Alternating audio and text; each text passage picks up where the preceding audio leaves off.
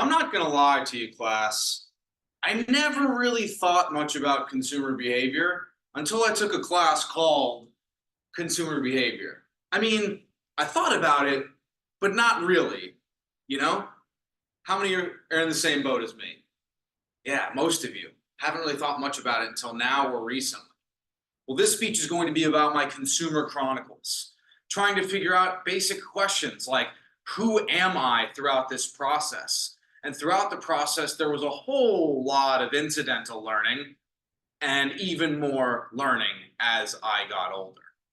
It wasn't really until I became an adult that I started formulating my actual opinions on my consumer behavior and what it means as an implication for my entire life.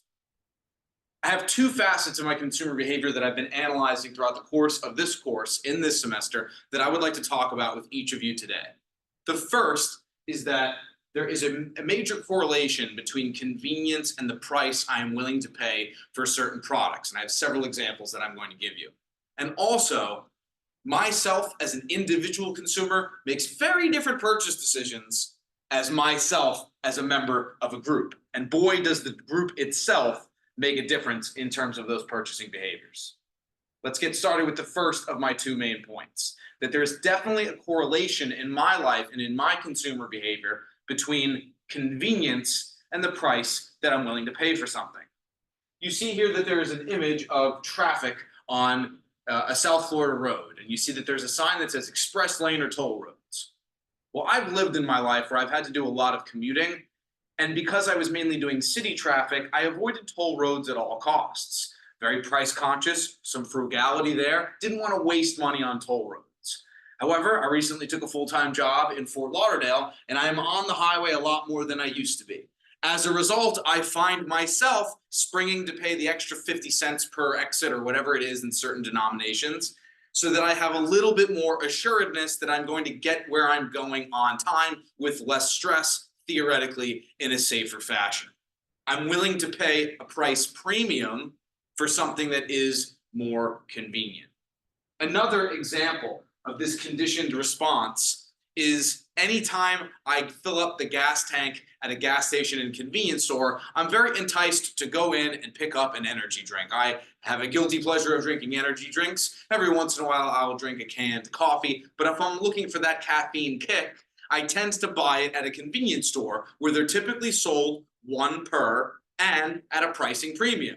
If I were to simply buy these in a bundle at a Costco, at a Walmart, or any supermarket or grocery store, I would definitely be saving money per can purchased. However, in these types of instances, there's naturally this impetus or this conditioned response that I have that maybe I need a little bit more energy. It's already right in front of me. It's super convenient. I'm willing to pay that price premium in order to get that drink right then and there. I guess the thinking that I have as well is that if I'm buying those items in bulk, I'm more committed to purchasing those types of beverages and having those types of consumer goods. And maybe subconsciously I recognize energy drinks probably are not the best thing for me in the long term. If I buy them one at a time, I'm less likely to have a bunch of them, making me more enticed and intrigued to have some. There's a lot of persuasion that comes into here as well, based on these classical conditioning experiences that I've had. Now, conversely, there are certain instances like the buy one, get one at Publix for certain items that are lower on my list of needs or higher up to the Maslow's hierarchy of needs, if you will. They're more wants and desires that are not necessary.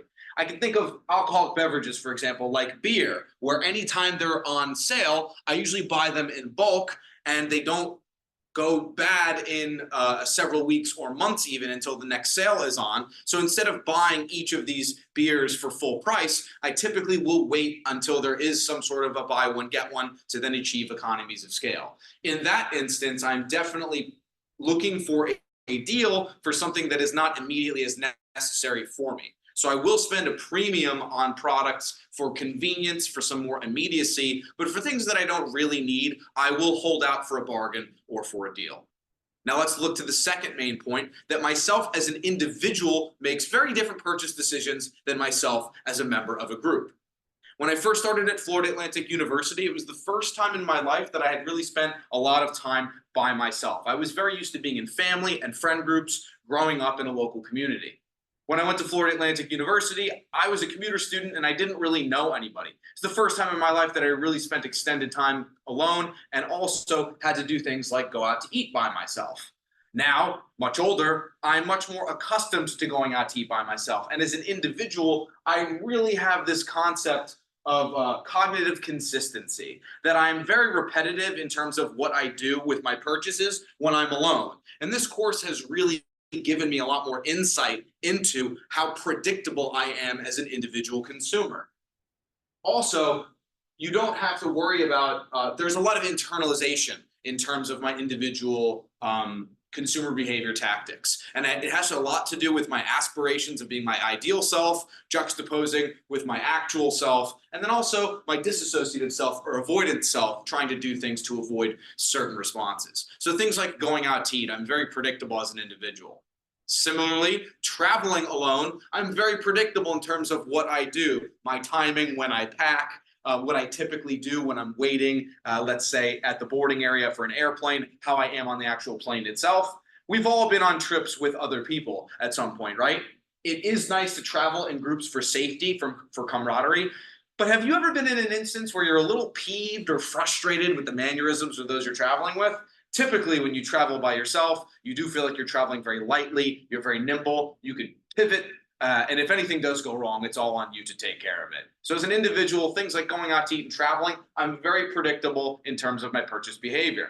But let's say I go to, I don't know, a wedding. And many of you know I did go to a wedding recently. I found myself doing things I would have not normally done on my own in terms of going out to certain areas, buying certain things, and contributing to certain causes. However, when you feel those social pressures, you feel the social comparison of you and others in a group, you may make different purchase decisions than if you were purchasing on your own. It also has a lot to do with normative influences and the norms that we experience in our societies. I definitely find myself trying to adhere to the expectations of the norms of groups that I'm in, and it depends on the group that I'm in. If I'm with friends and family, I'm making different decisions than if I'm with a team, if I'm with a class, and different groups will yield different results. However, one of my key takeaways from this class is that I make different purchase behaviors and I go through different purchase decision making when I'm thinking as an individual versus as a member of a group. It also, the wedding had a lot of ritual artifacts and ritual scripts, which the textbook talks about, in which we do things that are established norms for those types of ceremonial occasions, and that definitely will lead to different purchase behaviors. In summary, confreres, I have several takeaways from this experience. One is my meta motivations. All of the motivations adding up to actually culminate and convalesce into the person that I am today.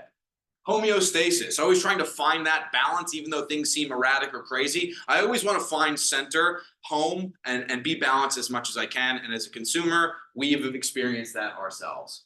Also, I don't want to feel financial deprivation, that I don't have enough money to spend.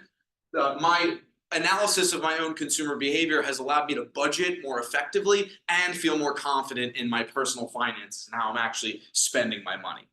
And last but certainly not least, consumer behavior and the study of it has really allowed me to understand myself, some of my psychological processes or why I'm so crazy, and also trying to understand others and the world around me.